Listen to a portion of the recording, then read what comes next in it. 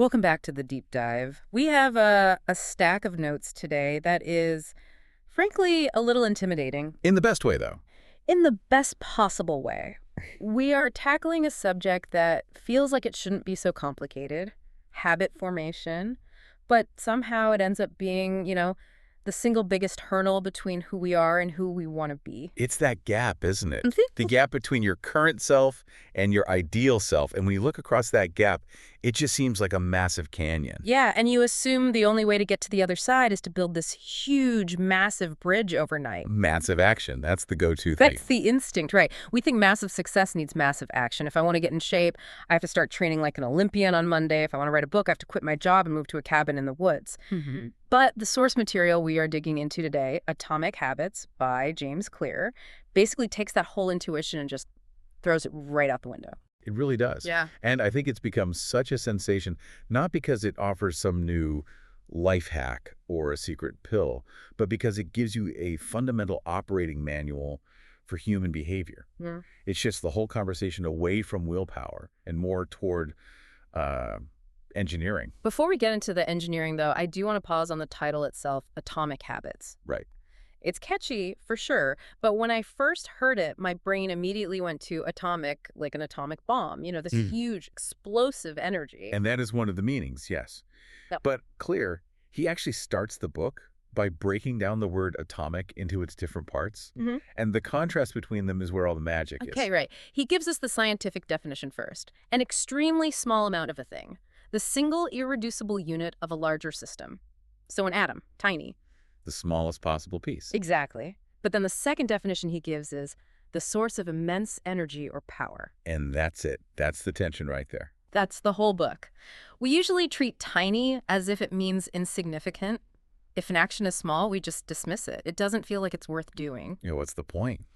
But Claire's arguing that if you combine those two definitions, something microscopic that is also the source of immense power, you get the entire thesis. It's not about the one-time explosion. It's about the compound interest of these tiny, tiny changes. And that is such a hard sell for the human brain. We are just not wired for that. We're wired for drama.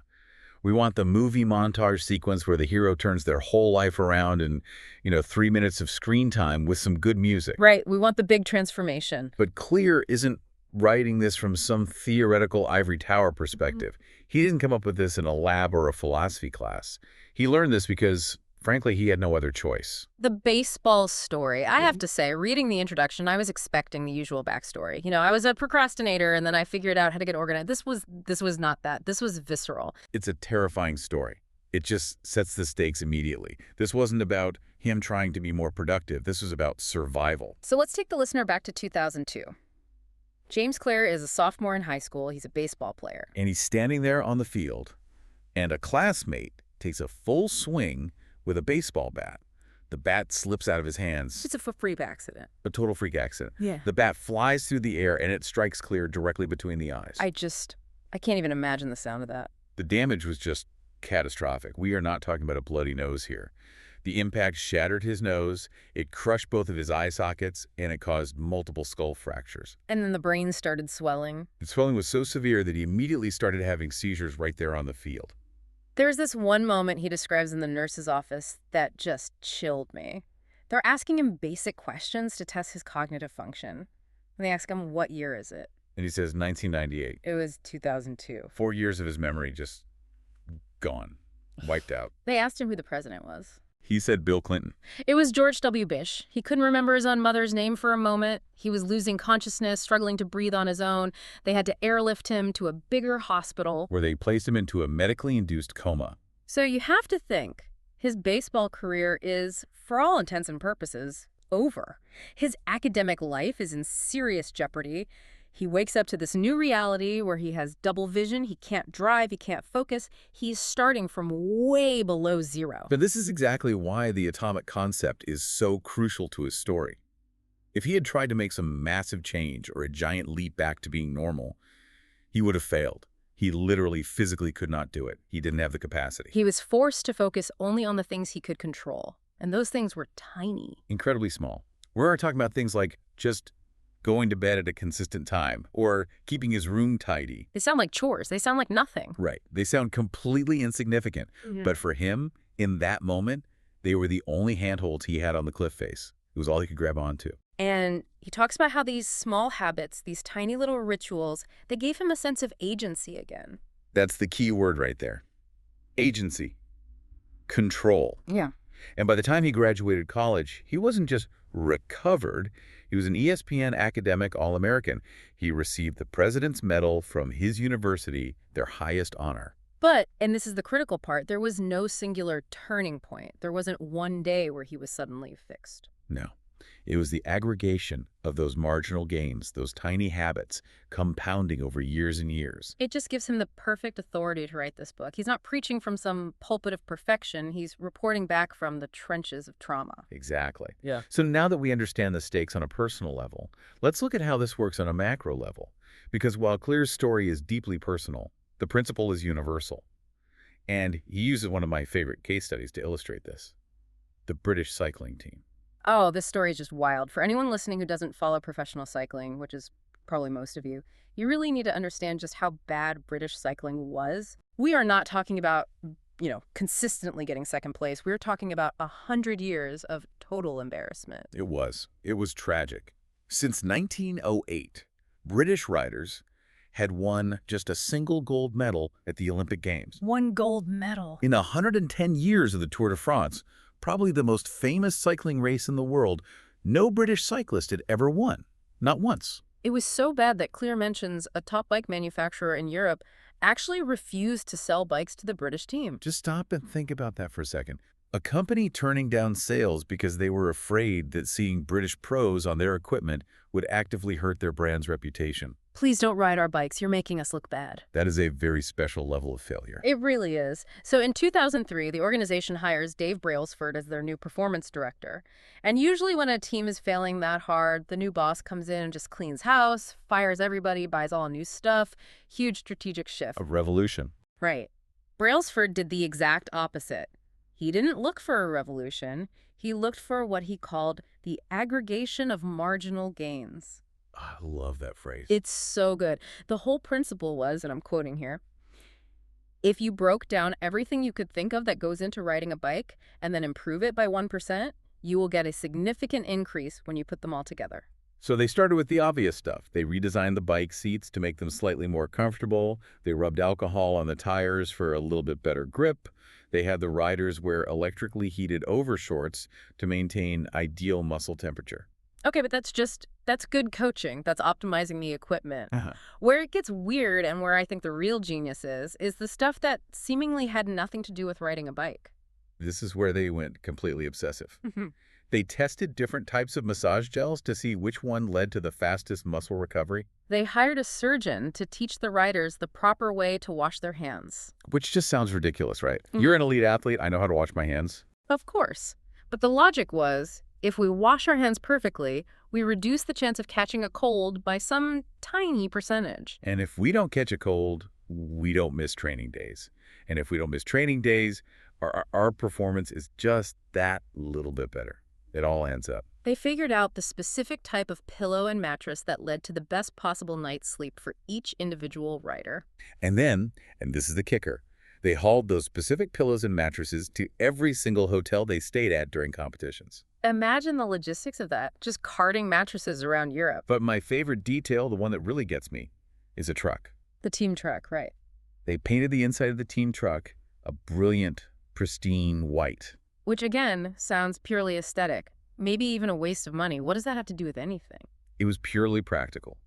By painting the inside of the truck white, they could spot tiny specks of dust that would normally go completely unnoticed in a dark cargo van. Dust that could get into the finely tuned gears of the bikes and degrade their performance by a fraction of a percent. Precisely. Now just pause and think about the psychology of that. If you're a rider on that team and you see your manager worrying about dust in the truck because he believes it might help you win, what does that do to your mindset? It tells you that every single detail matters. It tells you that excellence is the only standard. If they care about the dust, I have to care about my diet. I have to care about my sleep. It creates this culture of compounding improvement. And the results, I mean, they just speak for themselves. Brailsford took over in 2003. 5 years later, at the Beijing Olympics, the British team just dominated. They won 60% of the gold medals available in the sports. 60%. And then London, 2012, they set 9 Olympic records and 7 world records. And the Tour de France, the race they had never won in a century. They won it in 2012 with Bradley Wiggins. Then Chris Froome won it in 2013, 2015, 2016, and 2017. 5 victories in 6 years. From please don't buy our bikes to the most dominant run in modern cycling history. And they didn't do it by finding some secret super athlete or inventing a super bike. Okay. They did it by finding 1,000 tiny 1% improvements. Okay, so that's a fantastic story. It's incredibly inspiring. But I have to play devil's advocate for a second. Go for it. Dave Brailsford had a budget. He had a team of scientists. He had a truck that he could paint white. For the average listener, someone who is just trying to, pay off their debt or lose 20 pounds, does this 1% better math actually hold up? Or is it just a nice corporate slogan? That is the right question to ask, because 1% feels painfully, agonizingly slow. If you have $10,000 in credit card debt, paying off an extra dollar today feels like a joke. Right, it feels like trying to empty the ocean with a teaspoon. It's pointless. Exactly. We want to see the needle move in a big way. But Clear breaks down the math, and the math is just, it's relentless. If you get 1% better each day for 1 year, the equation is 1.01 to the power of 365. Which ends up being, what? 37. Yeah. You end up 37 times better than where you started. That is really hard to visualize. Let's use money. It's easier. If you have $100 and you could somehow improve it by 1% every single day with compound interest, at the end of the year, you don't have $465, which is what you get with simple interest. You have roughly $3,778. Wow. The curve isn't a straight line. It's a hockey stick that goes almost vertical at the end. But the inverse of that is also true, and I think this is the really scary part. It's terrifying. If you get 1% worse each day, so 0.99 to the power of 365, you decline nearly to zero. You end up at 0.03. A single cheeseburger won't make you unhealthy. A single cigarette won't give you cancer. A single lazy day won't ruin your career. But those tiny 1% deviations, compounded over time. They lead you to a completely different destination. This is the atomic concept again. Habits are the compound interest of self-improvement. But here is the catch, and this is why I think most of us fail, myself included. It's the time lag. The gap between the action and the result. Exactly. If I eat a salad for lunch today, I am not skinny tomorrow. If I study Spanish for an hour tonight, I still can't speak Spanish tomorrow. And on the flip side, if you eat that double cheeseburger tonight, you don't instantly have a heart attack. There's no immediate punishment. Right. The feedback is delayed. Clear has a great name for this. He calls it the difference between an immediate return environment and a delayed return environment. Okay. Our brains evolved for millions of years in an immediate return world. You see a tiger, you run, you survive. Yeah. Immediate feedback. You see a berry, you eat it, you get calories. Immediate reward. But modern life is almost entirely a delayed return environment. You work for 2 weeks, you get a paycheck later, you save for retirement for 40 years to enjoy it later, you go to the gym for months to see a change in the mirror later. So we have these Paleolithic brains trying to navigate a modern world. Our brains are always going to prioritize the immediate, the donut, the Netflix binge, over the delayed, our health, our knowledge. And because those bad habits don't punish us immediately, we just slide. Cleary uses this airplane analogy that really helped me visualize the danger of that slow slide. The LA to New York flight. It's a great one. Yeah. So imagine you're a pilot taking off from LAX and you're heading to New York City. Okay. If you adjust the nose of the plane just 3.5 degrees to the south at takeoff. Which is tiny. That's a movement of the nose of the plane by just a few feet. If you were a passenger on that plane, you wouldn't spill your coffee. You wouldn't even feel the shift. Not at all. But when you magnify that tiny shift across the entire continent, that 3.5-degree deviation means you don't land in New York. You land in Washington, D.C., or maybe even out in the Atlantic Ocean.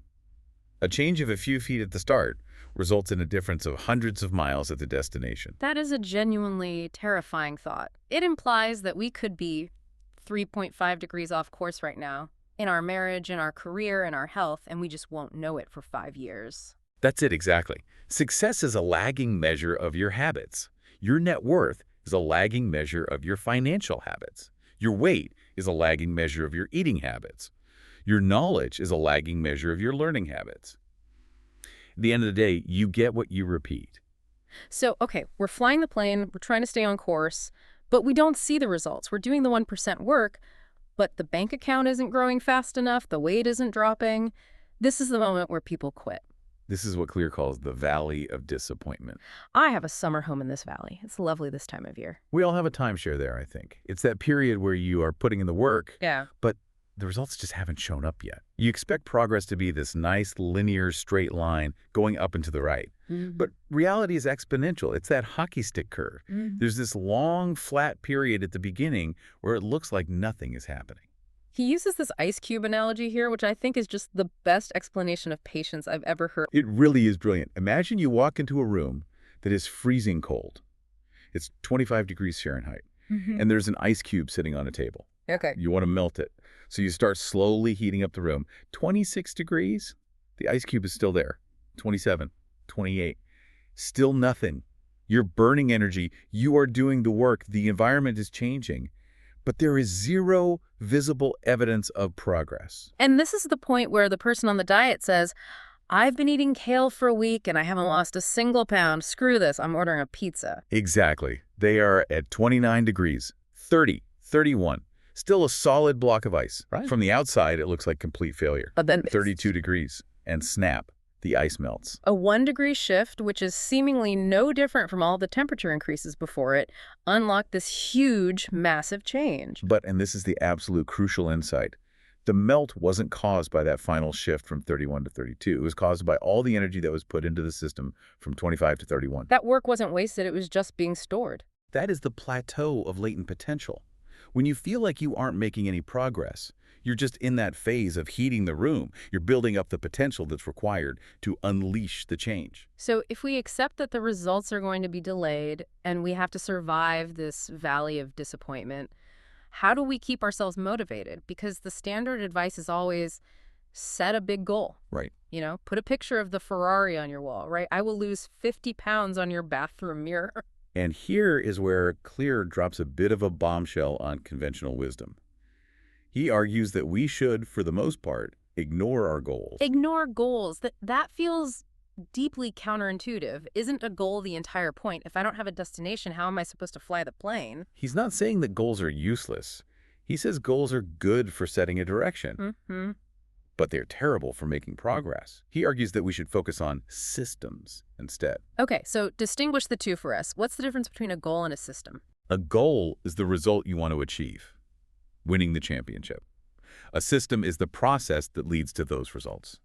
Your daily practice schedule, your recruiting method, how you manage your coaching staff. And he gives 4 very specific, very logical reasons why a goals-first mentality is destined to fail. And the first one is just, it's irrefutable. Winners and losers have the same goals. Yeah, it's so obvious when you hear it. We all suffer from survivorship bias. We look at the gold medalists and we say, they had a goal to win gold, so therefore the goal must have caused the success. But every other athlete at the Olympics also had the goal to win gold. The guy who finished last in the qualifying heat wanted to win just as badly. Right. So if the winners and the losers have the exact same goal, then the goal cannot be the thing that differentiates them. It was their system, their daily training, their nutrition, their recovery that made the difference in the end. Okay, problem number 2 with goals. Achieving a goal is only a momentary change. He uses the example of a messy room. Imagine you have a messy room. You set a goal to clean it. You summon all this energy. You spend your entire Saturday cleaning. Now you have a clean room. Goal achieved Feels good. for a moment. But if you are fundamentally a slob, if you maintain the same sloppy habits that led to a messy room in the first place, throwing clothes on the chair, not putting dishes away, you'll be looking at that same pile of clutter again in a week. You treated the symptom, which was the mess, without ever addressing the root cause, which was your system. Exactly. You're just constantly chasing the same outcome because you never bothered to change the system behind it. Problem number 3 is what he calls the yo-yo effect. Yeah, goals are actually at odds with long-term progress. We see this all the time with runners. They'll train for months and months for a marathon. They cross the finish line, goal achieved, they get the medal, and then They stop running. they stop running because the thing that was pushing them forward is now gone. So the goal is to win the game, but the system is to continue playing the game. That's a great way to put it. True long-term thinking is goalless thinking. It's not about any single accomplishment. It's about the cycle of endless refinement and continuous improvement. And finally, problem number 4, which I think is a big one, Goals restrict your happiness. This is the I'll be happy when trap. Yes. Once I lose 20 pounds, I'll finally be happy. Once I get the promotion, I'll be happy. Yes. You are constantly putting off your happiness until some future milestone. You're telling yourself that your current self isn't good enough. Whereas with a system, With a systems-first mentality, you can be satisfied anytime your system is running. If your system is to write for 15 minutes a day, and you sit down and you write for 15 minutes today, you are successful today. you get the dopamine hit today. Exactly. You don't have to wait 2 years for the book to be published to feel good about what you're doing. You can feel successful right now. You do not rise to the level of your goals. You fall to the level of your systems. That is a quote to write down and put on your wall. It really, really is. Okay, so we've covered the math, the 1% better. We've covered the overall strategy, which is systems over goals.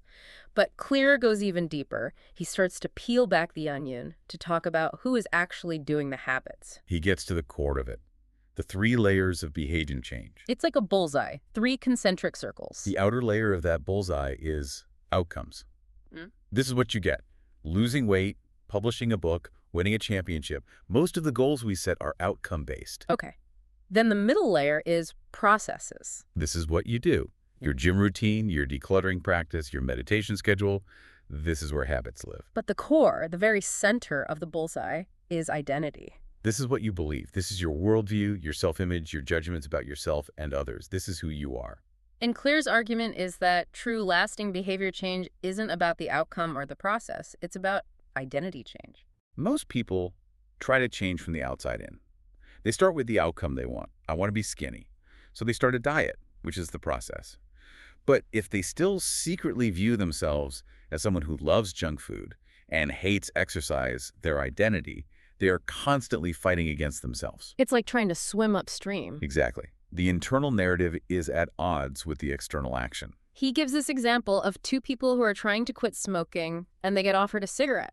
I think this just nails the distinction perfectly. It's so good. So someone offers a cigarette, person A says, no thanks, I'm trying to quit. Which sounds like a perfectly reasonable, good thing to say. It does. But think about the identity that's buried underneath that statement. I am a smoker who is trying to be something else. They still identify as a smoker. They are hoping their behavior will change while they are still carrying around the same old beliefs. Okay, so then there's person B. Person B is offered the same cigarette, and they say, no thanks, I'm not a smoker. It's such a small difference in words, but it's a massive difference in mindset. A universe of difference. I'm not a smoker. It signals a fundamental shift in identity. The old identity has been shed. Clear says it beautifully. The goal is not to read a book. The goal is to become a reader. The goal is not to run a marathon. The goal is to become a runner. But hold on a second, I have to push back on this a little bit. Please do. This sounds an awful lot like fake it till you make it, or just saying positive affirmations of the mirror. If I'm sitting on my couch eating Cheetos and I just say, I am a runner, I'm not a runner, I'm a liar. You're absolutely right. And Clear is very, very careful about this. He's not talking about deluding yourself. He's not talking about wishful thinking. He's talking about earning it with proof. Okay, so explain what you mean by proof. Identity is not just positive thinking. The word identity actually comes from 2 Latin words, essentitas, which means being, and identidem, which means repeatedly. So, repeated beingness. Your identity is literally your repeated beingness. You are what you repeatedly do. Ah, I see. Whatever your identity is right now, you only believe it because you have proof of it. You believe you're a studious person because you consistently study. You believe you're out of shape because you consistently skip the gym. Your current behaviors are just mirroring your current identity. So how do we change it then, if it's based on proof? You start casting votes. Votes. What do you mean? Every single action you take is a vote for the type of person you wish to become. No single instance, no single vote will transform your beliefs overnight. But as the votes build up, so does the evidence of your new identity. So if I go to the gym today, even for just 5 minutes, I've cast a vote for I'm an athlete. Exactly. And if you skip the gym tomorrow and eat a pint of ice cream, you've cast a vote for I am lazy. It's an election for your identity. And the good news is you don't need a unanimous vote to win an election. You just need a majority. That is actually really, really liberating. I don't have to be perfect. Not at all. You can have a cheat day. You can slip up. As long as the majority of your votes, day in and day out, are going toward that new identity, the identity itself will begin to shift. And once the identity shifts, the habit becomes easy.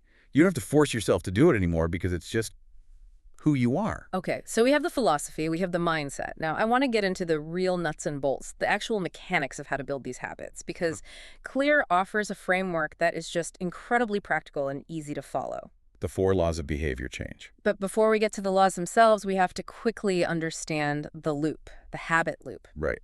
Every single habit, no matter how complex it seems, can be broken down into 4 simple steps. First is the cue. That's the trigger that gets your brain's attention. Your phone buzzing. Exactly. Second is the craving. That's the motivation or the desire, the need to know who texted you. Then the response, the actual action you take, picking up the phone. And finally, the reward, the payoff, the satisfaction of reading the message. Cue, craving, response, reward. And Clear brilliantly takes these 4 steps and maps a law to each one. If you want to build a good habit, you just have to make the steps obvious, attractive, easy, and satisfying. And if you want to break a bad one, you just do the opposite. Let's do a deep dive into each law, Yeah. because this is where the rubber really meets the road for people. All right. Law number 1, make it obvious. This one addresses the cue. The problem with most of our cues is that over time they become completely invisible.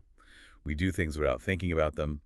You walk into a dark room, you automatically reach for the light switch. You don't think, I must now illuminate this space. You just do it. Clear tells this story about a paramedic that just blew my mind regarding how powerful these subconscious cues really are. Oh, the father-in-law story. Yes. So this paramedic is at a big family dinner. She looks across the table at her father-in-law, who is laughing and joking and seems totally fine. And she just freezes. She says to him, I don't like the way you look. We need to go to the hospital right now. And the guy's like, what are you talking about? I'm fine. I'm eating turkey. But she insists. She drags him to the hospital. They hook him up to the machines, and it turns out he had a major blockage in a main artery and was literally minutes away from having a massive fatal heart attack. They saved his life. So how did she know? Was she psychic? What was the cue? No, she wasn't psychic. She had spent years, thousands of hours, looking at heart attack patients. Her brain had learned to associate thousands of tiny, subtle details, the specific distribution of blood in the face, the way the skin pulls around the eyes, with the pattern of heart attack. She saw the pattern before she could even consciously explain it. The cue was obvious to her, even if it was invisible to everyone else. Exactly. So for us, the first step to changing a habit is to make the cues for our good habits more obvious. We have to stop relying on, oh, I'll remember to do it, and start actively designing our environment. One of the best tactics he mentions for this is creating implementation intentions. Yes. The research on this is amazing. People who make a specific plan for when and where they will perform a new habit are wildly more likely to actually follow through. The formula is simple. I will behavior at time in location.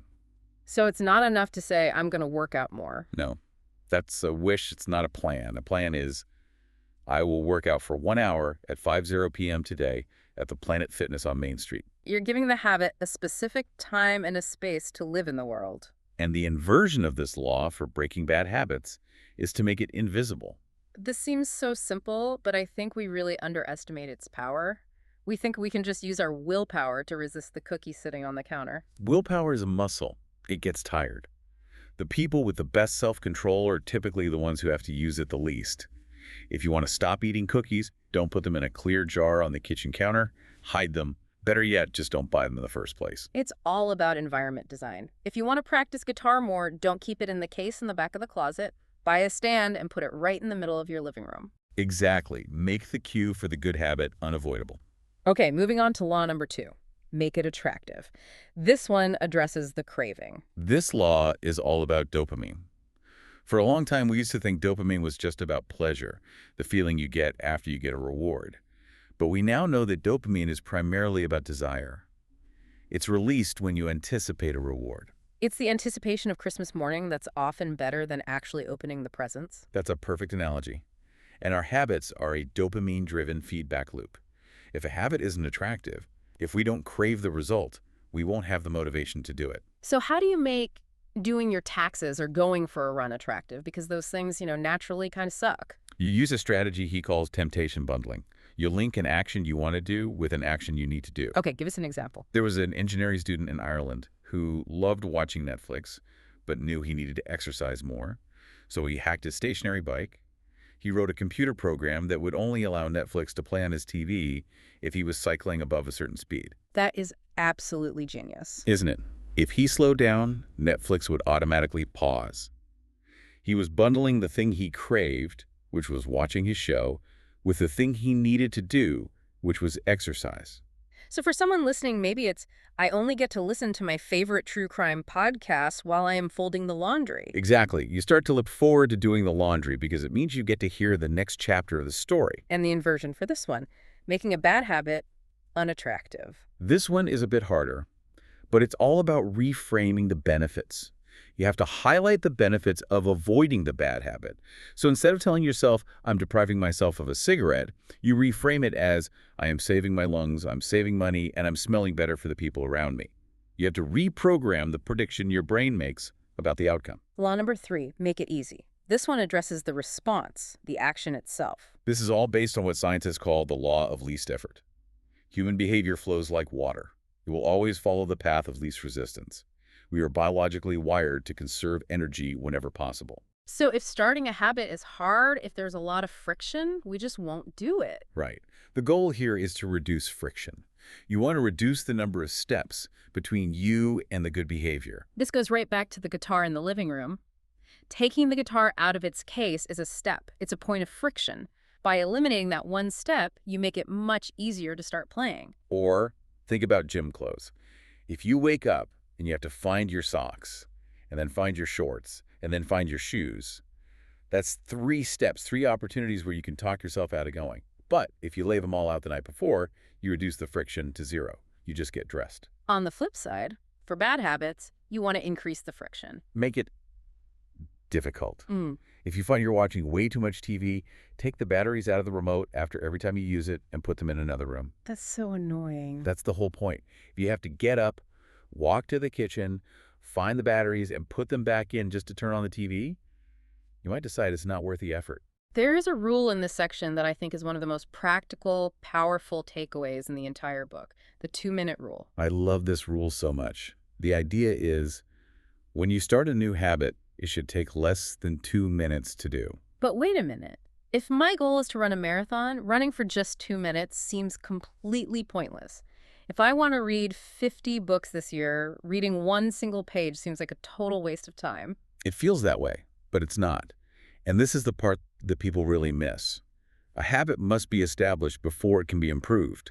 You cannot optimize a habit that doesn't exist yet. So you're not trying to achieve the outcome yet. You are mastering the art of just showing up. Exactly. The point is not to get in shape in that first week. The point is to become the type of person who doesn't miss workouts. If you go to the gym and just stay for 2 minutes and then you leave, you are still casting a vote for, I am a person who goes to the gym. You're building the ritual. Once that ritual is locked in, then you can start expanding it to an hour. But if you try to start with the hour, you'll burn out and quit. Start small, like stupidly small. So small you can't say no. Correct. Finally, law number 4, make it satisfying. This one addresses the reward. And this brings us right back to that evolutionary problem we talked about earlier. Yeah. What is immediately rewarded is repeated. What is immediately punished is avoided. We need to feel some kind of success now, not in a year from now. The toothpaste story is the absolute perfect example of this. It is. In the early 1900s, almost nobody in America brushed their teeth. Dental hygiene was a complete disaster. A company called Pepsodent launched a campaign, but it wasn't the health benefits that sold the product. It was the mint. The flavor. They added mint oil and other chemicals that created a foaming, tingling sensation in your mouth. Now, functionally, that tingle doesn't actually clean your teeth any better. It does nothing to remove plaque. But it feels good. It feels clean. It created a clean mouthfeel. It was an immediate sensory reward. If you brushed your teeth, you got that cool, fresh tingle. If you didn't, your mouth felt gross by comparison. That immediate reward closed the habit loop and cemented the habit of daily brushing for millions of people. So for our own habits, we need to find our own mint tingle. We need to add a little bit of immediate pleasure to the good habits. Exactly. If you're trying to save money, every time you skip buying a coffee, immediately transfer that $5 to a savings account that you've specifically labeled Trip to Europe. Seeing that number go up, even by a little bit, is the immediate reward that reinforces the behavior. And for breaking bad habits, make it unsatisfying. You need an immediate punishment, or at least an immediate cost. An accountability partner is fantastic for this. Clear mentions a guy who wanted to get fit, so he signed a habit contract with his wife and his personal trainer. If he skipped a workout or ate junk food, he had to pay his trainer $200. Ouch. That's Mm. real money. And the trainer could use that money for whatever he wanted.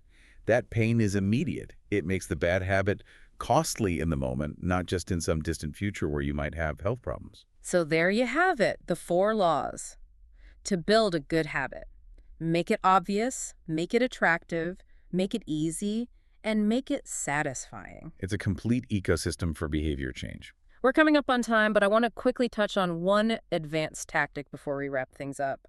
Habit stacking. We mentioned it briefly with the podcast and the laundry, but what's the specific formula for that? Habit stacking is just a brilliant way to anchor a new habit to one you already do. The formula is, after current habit, I will do habit. You use the momentum and the automaticity of an old habit to trigger a new one. So after I pour my morning cup of coffee, I will meditate for 1 minute. Or, after I take off my work shoes when I get home, I will immediately change into my workout clothes. You're piggybacking on neural pathways that are already strong and well-established in your brain. It's elegant. It takes the willpower out of deciding when should I start this new thing. Exactly. The decision is already made for you. As we close this deep dive, I want to circle all the way back to the stonecutter. Because even with the 4 laws, even with the 1% math, there are going to be days where you feel like that ice cube sitting at 28 degrees. Absolutely. Yes. The San Antonio Spurs, one of the most successful basketball franchises, have this quote hanging in their locker room. It's from a writer named Jacob Riis, and it says, "When nothing seems to help, I go and look at a stonecutter hammering away at his rock, perhaps 100 times without as much as a crack showing in it. Yet at the 101st blow, it will split in two, and I know it was not that last blow that did it, but all that had gone before." It wasn't the last blow. It was all that had gone before. That's so powerful. That is the entire essence of Atomic Habits. You are the stonecutter. Every time you refuse the cookie, every time you do that 2-minute workout, you're striking the rock. You don't see the crack yet, but the physics are working. The split is coming. I think the biggest mental shift for me today, and hopefully for everyone listening, is moving away from this obsession with success as a destination. I completely agree. We spend so much of our lives thinking about having something, having the 6-pack abs, having the $1 million in the bank, having the bestseller on the shelf. But this book argues that success isn't about having, it's about becoming. It brings us right back to that fundamental question. Are you becoming the type of person you want to be? That's the only question that really matters. The focus shouldn't be on the finish line because the finish line is always going to move. The focus should be on the trajectory. If you are 1% better today than you were yesterday, you are winning, even if you can't see the results in the mirror yet. Absolutely. The goal is not to win the race. The goal is to become a runner. So, to everyone listening, stop worrying about the mountain. Just look down at your feet, find the dust in your truck, paint it white, and go cast your votes. Thanks for listening to The Deep Dive. See you next time.